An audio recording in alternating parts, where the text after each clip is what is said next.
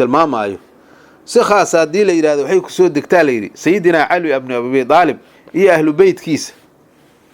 waxa la wariyay sayid Ali naftiisa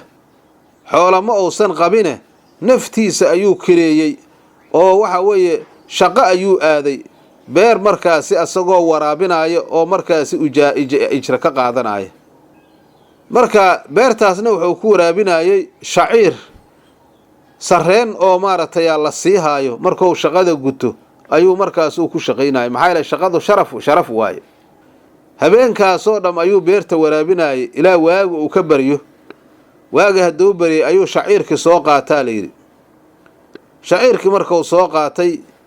saddexa loo dhigay dhig ayaa la shiiday markaasay waxay ka sameeyeen waxay cunaan waxa la yiraahdo markaasi xariira la dhaho oo markaasi uu gibis iyo waxyaabahaas ay ka sameeyeen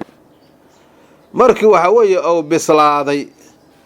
ayaa irida waxa ka soo galay miskiin oo baahan ayaa ka soo galay markaasay dacaamka ay hayseen u bixiyeen miskiinka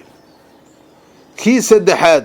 kii saddexaad loo dhigay qaybtii saddexaad ayaa hadana la shiiday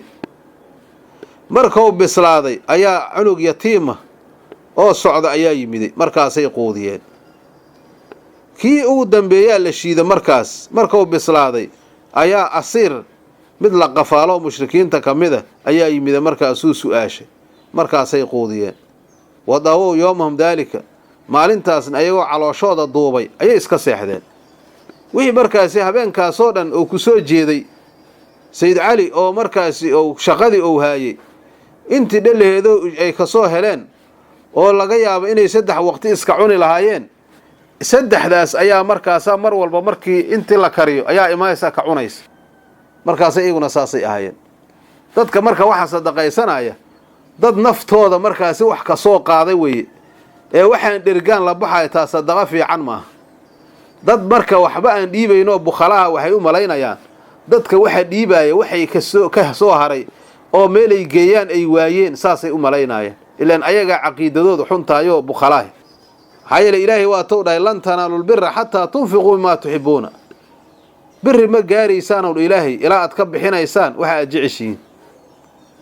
markaasuu dhahay Allah wayud'imuna da'aamka ayay qoodinayaan على حبه مع حبه جعل كيس إلى قبو أيغو أباهن مسكينا يقودنا يا فقير يا مسكين اسكمد واي يا ويتيما أقوان واسدا يكتم ذي يا وأسيرا مثل قفالي